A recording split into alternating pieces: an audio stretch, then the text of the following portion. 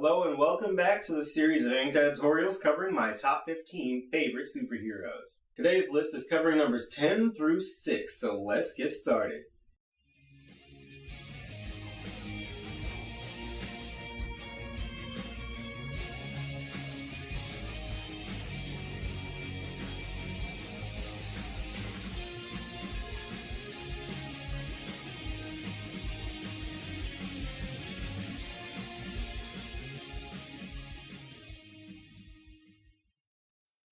Number 10, Batgirl.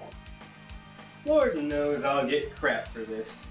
Generally, most would assume I'm only picking Batgirl here because I put Supergirl over Superman, so the assumption would be that this is some sort of feminist statement. Well, that's not quite it, at least not entirely. I like Batgirl because she basically decided to become Batgirl because she just wanted to help. Originally, that's why I took a liking to her. That's where the character's good qualities begin. She is dead set and determined to be helpful in some way, and has been since she was a kid. Even when she was paralyzed, she didn't quit. She took up the cyber alias of Oracle and helped out Batman and the Justice League. Now she's back as Batgirl, for better or for worse. She doesn't give up. But another thing I like about her is that she can deal with things as serious and as grim as what Batman's been up against, and approach it in her own light-hearted, semi-comical way with wit, charisma, and finesse. All of which are actual tactics that she uses, similarly to how Batman uses intimidation and brute force. It's a method that works for her. She doesn't have to go around dangling people over ledges to get answers. She has a different style than Batman's, and I like that. She could have just taken up a bat cowl and decided to try and be exactly like Batman, but she didn't. I feel like Barbara is where Dick got the idea to even try and do his own thing. Barbara never was in Batman's shadow. She stood at his side from day one, approaching everything her own way. She's the light-hearted tone of hero that I feel like Gotham needs, even if Batman is the hero that Gotham deserves. I suppose her setting is another part of why I enjoy her as a character so much. She's a nice contrast not just to Batman, but to Gotham.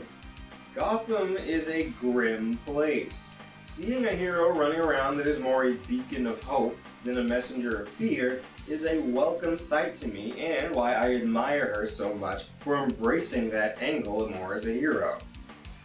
Number 9, Ghost Rider. People really misunderstand my love of this character. When I say I'm not overly fond of dark and gritty, they call me on this character who is anything but rainbows and gumdrops. They should note that I only like older Ghost Rider comics. Those comics could have some really dark elements and themes, but still have an undertone of lightness and fun to them. On to why I like Johnny as a character. Johnny is a guy who just made one really bad decision in life, and now he has to live with it every day for the rest of his life. I love how the curse plays out from time to time as a villain, then as an anti-hero, sometimes a hero, and so on. It really captures the volatile nature of the demon that so possesses this guy. That's why I'm not fond of comics in which Johnny can control the writer. It feels like there's no conflict for Johnny as a character when he can do that. When Johnny is forced to battle back the writer for fear that the writer will cross the line, it makes for a good story to understand the stakes. Occasionally, Ghost Rider will hunt down a villain and unleash his full fury on them. It's getting him to stop that's always a challenge because he'll likely kill them if he doesn't take pity on them, which is not common. Johnny grows as the Ghost Rider dwells and gives him new challenges.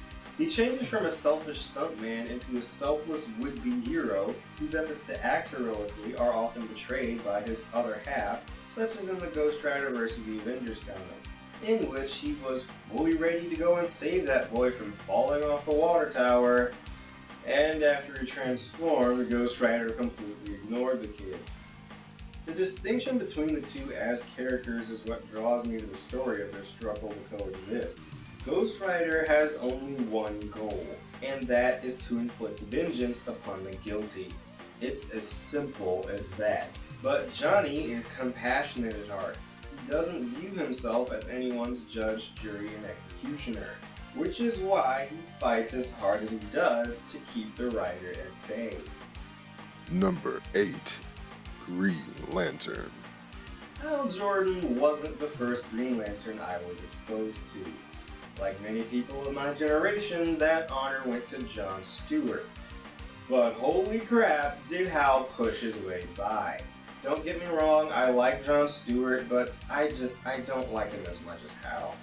My original comic book love for Hal came from the rich universe that I would come to know is surrounding Hal's character, complete with a few of the greatest space baddies and space supporting cast characters ever. However, I didn't start reading Hal's comics until I saw the excellent Green Lantern First Flight. Most would say that the arc of conquering one's fear is cliché. I say that it's all in the presentation, and Hal's version of it really does that arc justice. His original persona of being a snarky, somewhat egotistical, and narcissistic womanizer reminded me of a certain Marvel character. But as far as evolving out of that, I like how it was handled with Hal just a smidge more. With Hal, it was sort of a shell and not his actual grown persona. His less than desirable shell and self-destructive nature came more from insecurity than neglect as a child like Tony's.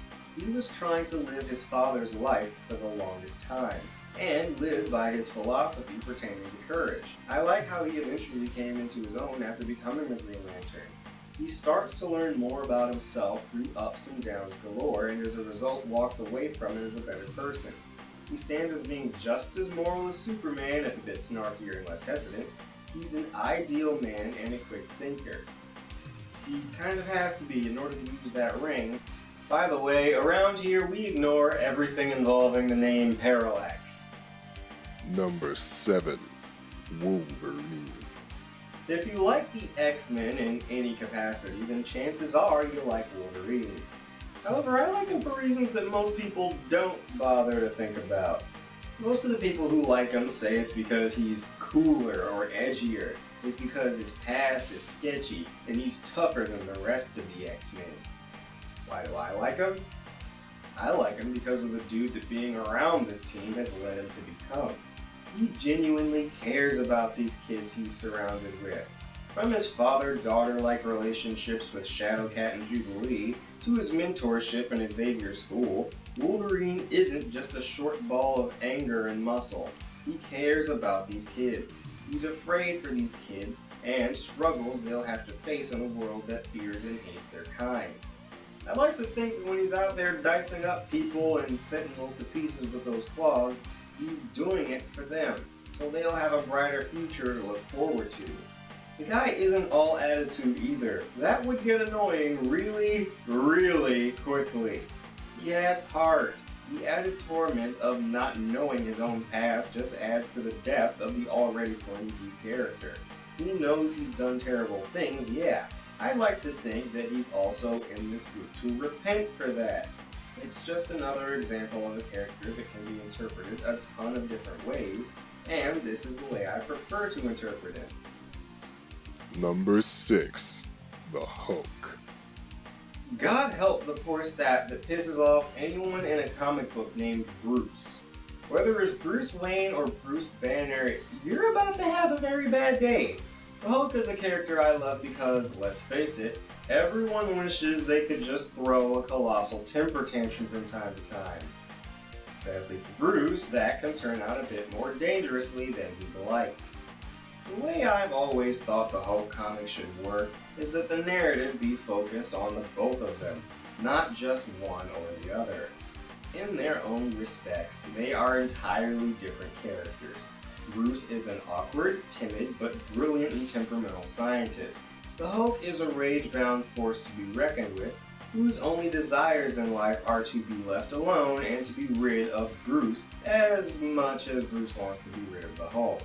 I never liked the idea of the Hulk being smart enough to have reasoning ability or the ability to speak full sentences. I feel like it takes away from some of the tragedy of the character. If he can communicate with people, then why doesn't he do it? The simple answer to that is, when he can talk in full sentences and all that, it's just because he's a jerk, not because he lacks self-control. However, when he is the equivalent of a raging 2-year-old or a feral animal, we instantly sympathize a little more because we can still see that he's very sad, but he doesn't know any other way to take care of the situations. I was also never fond of the idea of Bruce and Hulk actually being one individual that's just overcharged. I like the idea of them being two separate individuals in a way. When we see them as two separate characters, we can enjoy them as two separate characters. We get to see each of their perspectives and how things are happening around them. Bruce is deathly paranoid thanks to a life of being hunted like an animal and seen as a prize or felon. I personally think the Hulk is tired and sad. He doesn't want to do this anymore.